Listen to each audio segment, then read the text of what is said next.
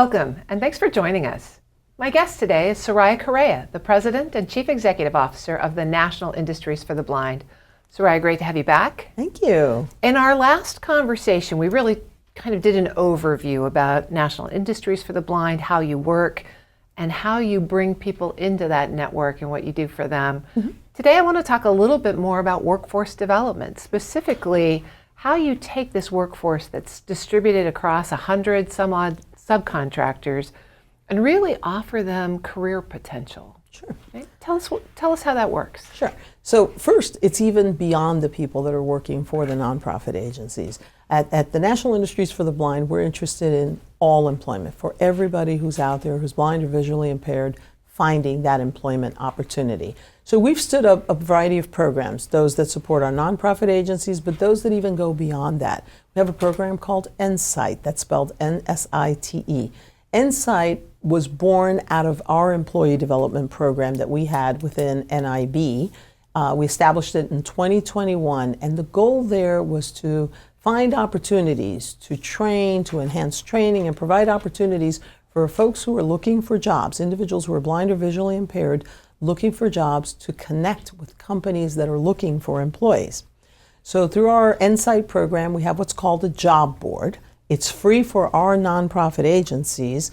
Companies can sign up for this job board for a fee. Job seekers, it's free, and they can post their resumes, and it gives them an opportunity to interact with companies who are looking to see job opportunities, whether with our nonprofit agencies or with other organizations. So many major corporations are on our job board. We have probably about 60 to 70 companies that are out there using it. We work closely with a lot of companies. We also provide training for individuals. People can sign up for training with us, from teaching them the technologies, the adaptive technologies that are out there, to teaching them services. In fact, recently we started something that we call the Better Behaviors Program to help people develop as a total individual, to understand, how to act and interact, how to network, how to find mentors, to do those soft skill type activities that often aren't taught in many training classes out there. Right. So I can imagine your first contact with an individual who's visually impaired might be their first entree into the job market. Could be. It could be.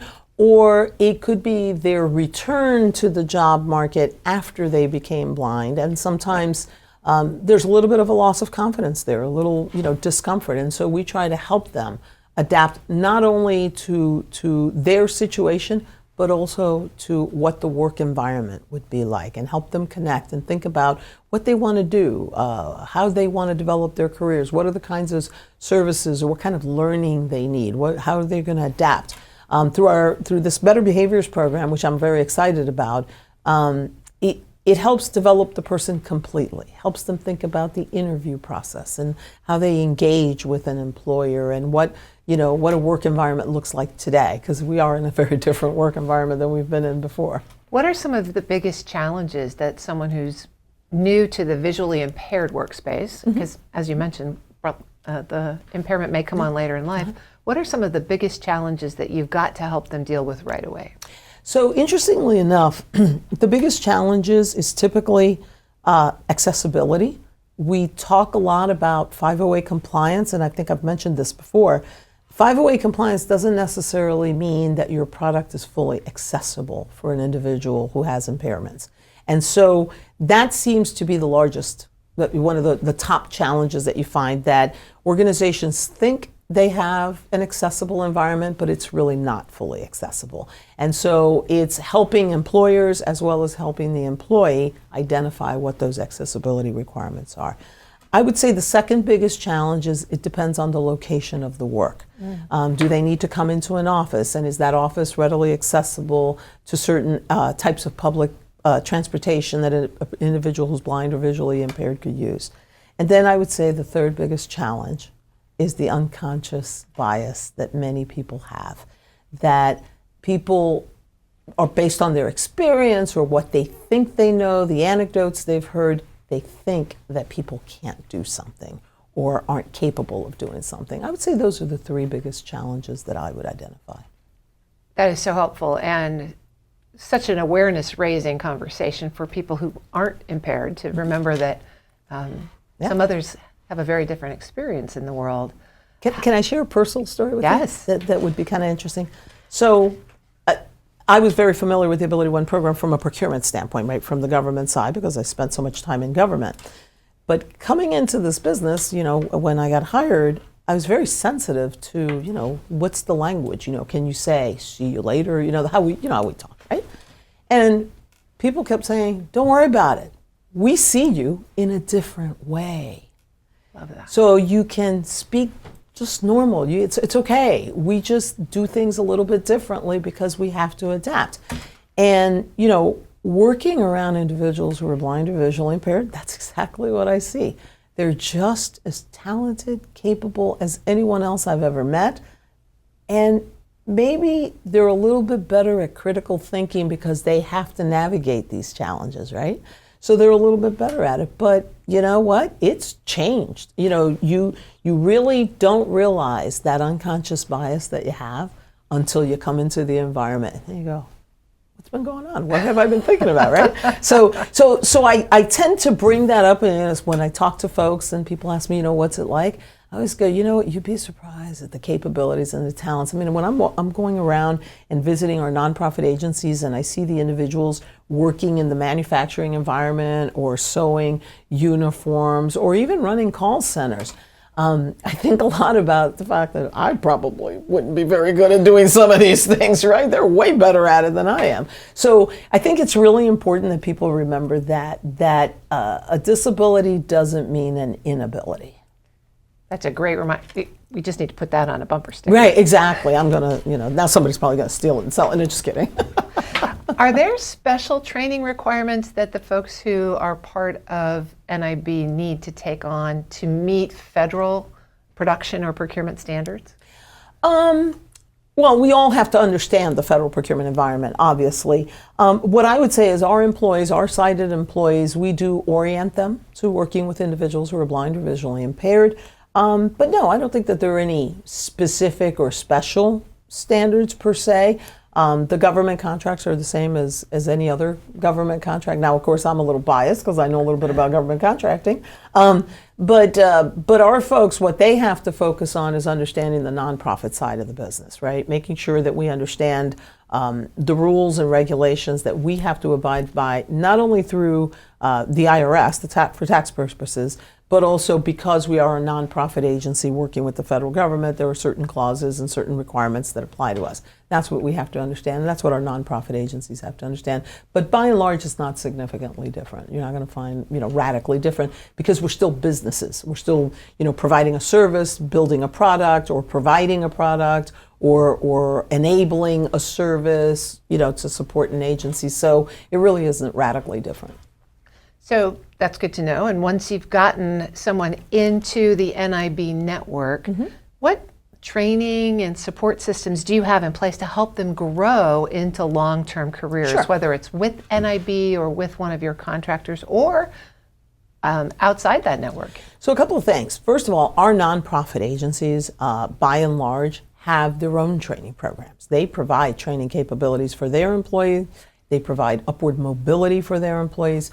Just like any business, they want to hire people, retain them, and if they're really good, keep them, right? Because you want them to come up through the ranks and hopefully become chief executive officers of our nonprofit agencies. And in fact, I believe today we have about, I'm going to quote a number, and I hope I don't get this wrong, about 17 to 18 of our nonprofit agencies are headed by individuals who started on a manufacturing floor.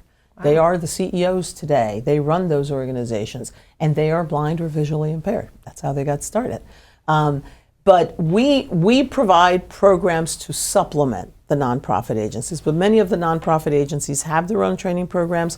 We have this program, Insight, which I mentioned earlier, that we stood up to help any job seeker who's blind or visually impaired to come into our program and learn what they want to learn, whether it's gaining a certification in IT or other areas, learning contract management. We provide a complete contract management program, call center services, you name it, we teach it. But the most important thing is making sure that people have avenues for workforce development, that they're not confined to one area. So I want to make sure that I'm clear on that it's NIB, and we also augment our nonprofit agencies, but we also provide it through vocational rehab and other organizations. We provide these services for anyone who is blind or visually impaired.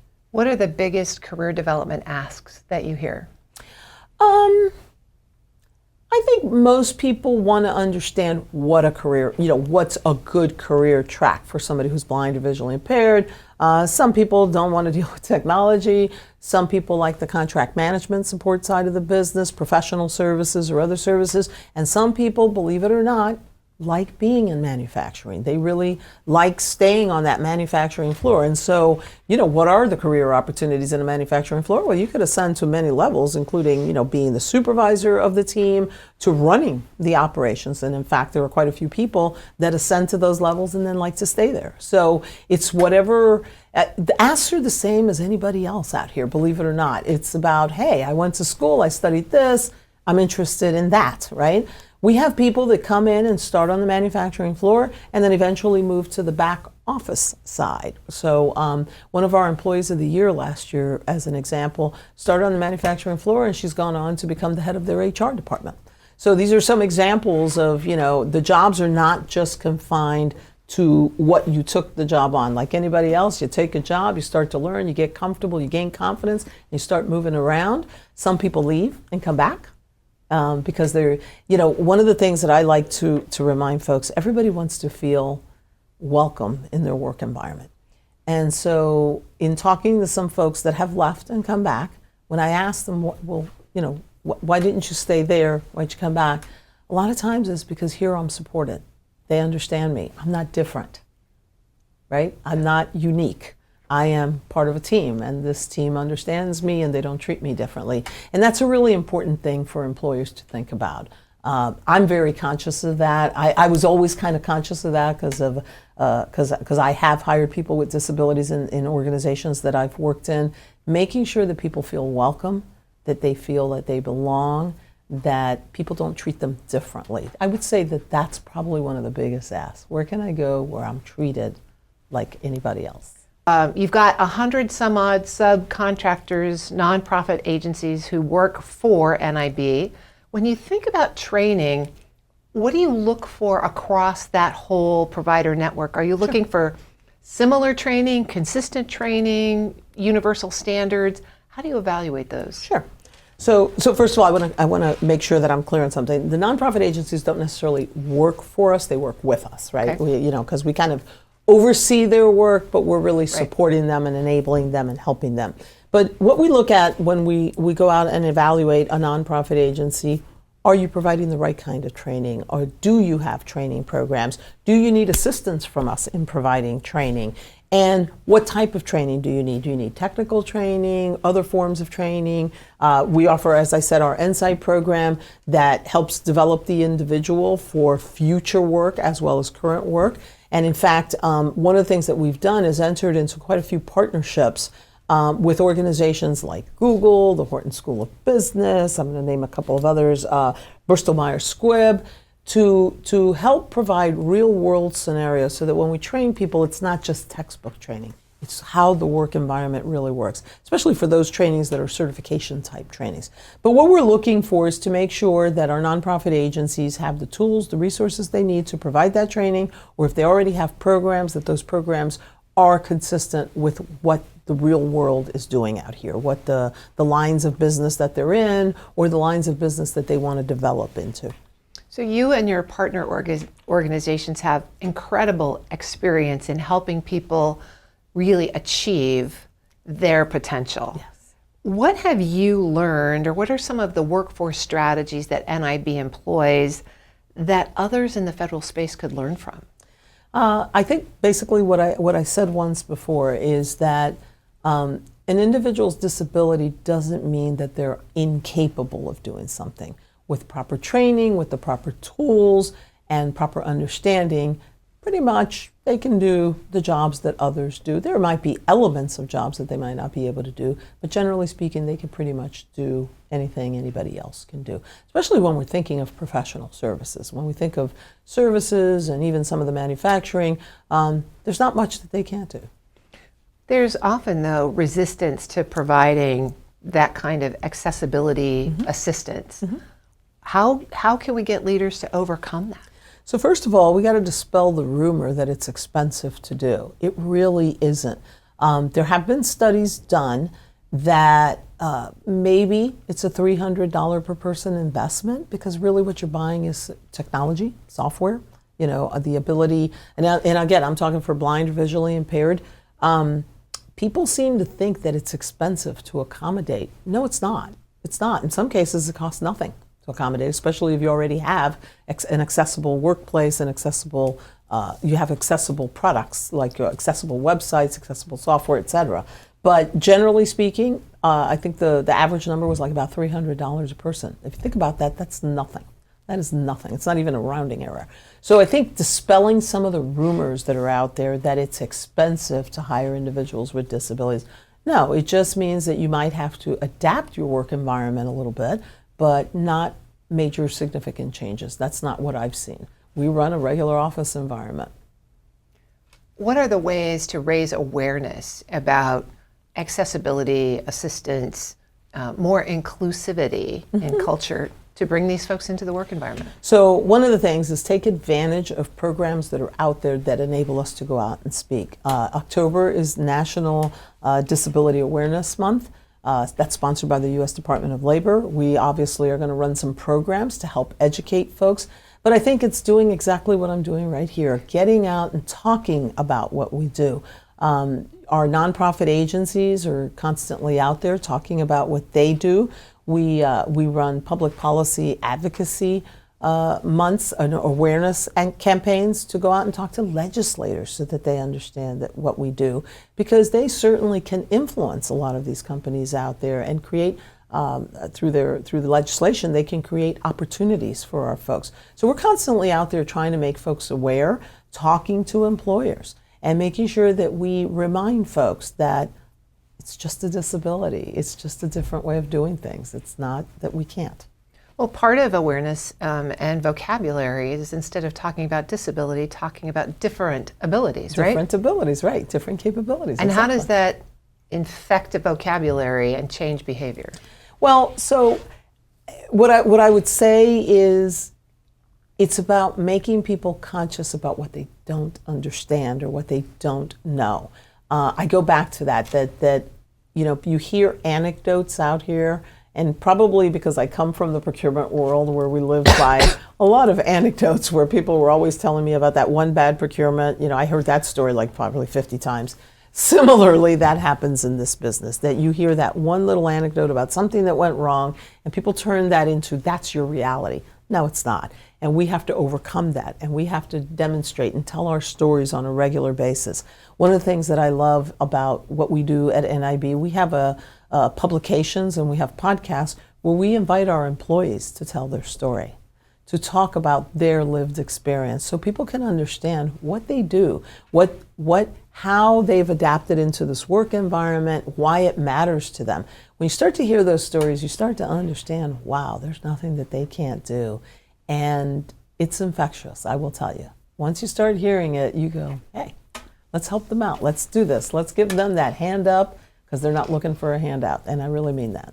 Well, you mentioned part of it is overcoming what you don't know about. And a lot of times, not only does a hiring manager not know what abilities an individual comes with, but they don't even know about the accessibility assistance available. What kinds of technologies should hiring managers know that they can access to really help these folks meet their potential?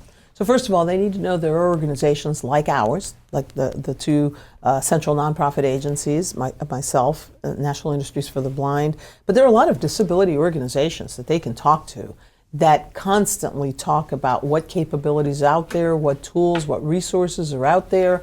And of course, there are federal organizations that talk about this. Like I said, the Department of Labor is one that has programs that actually help employers understand what the requirements are when you're hiring people with disabilities, how you can adapt your environment. But most of all, it's, you don't have to go too far to get awareness. You just have to keep your ears open, so to speak, right? That's what I tell folks. If you Google, there's a lot of YouTube videos on working with individuals with disabilities, YouTube videos on how to engage with individuals who are blind or visually impaired. And then, of course, there are quite a few training programs. And again, we offer such training program for not only the employer, but for the employees, so that people can adapt to that world. So it's one thing to think about a visually impaired person in an office environment where their computer might talk to them, right? Or they might speak to their keyboard. But you're doing things in manufacturing space, in assembly lines, in distribution. What does that kind of technology assistance look like? It's very similar. It is equipment that does talk to them. So there is equipment that is attached to the particular machinery that tells them what's going on, that enables them. And then depending on what the machinery is and what they have to do with it, sometimes we build guides or tools to enable them to use that equipment properly. We train them. When I visit the nonprofit agencies, it's one of the questions that I ask. I go, well, okay, how do they know how to do this? Well, they provide training for their individuals. They don't put them on the floor until they know they're adequately trained so that they do not hurt themselves. And one of the things that our nonprofit agencies do that I think is just amazing is their safety programs. They monitor for safety. They make sure that the layout of the manufacturing facility is readily accessible, that they have the right features in place so someone can navigate through that warehouse and make sure that they don't accidentally trip over something or bump into a piece of equipment. And then even in using the equipment, they have monitors on those equipment that can start up and shut down as needed. So, it's about building that safety into, and a lot of this technology, I should say, is probably even being used for sighted people when you think about it. It's just that a sighted person can see the switch to turn on and off. You might need a piece of equipment to tell you I'm going to shut down, or to have a sensor to shut down when something isn't happening the way it's supposed to be happening. So just kind of to wrap up, you're dealing with such an important population. You've learned so many lessons about how to bring them into the workforce, how to train them, how to prepare them for careers. If you were offering advice to a federal agency or a hiring manager, what are the most important things you'd want them to know, lessons that you could share? Sure. So the first thing I want them to know is that this is a population that is it's overly represented in the unemployment space.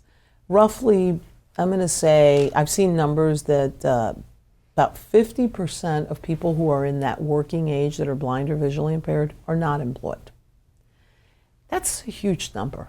And this is a workforce, an untapped talent pool that we could go and use them to augment the work that we do.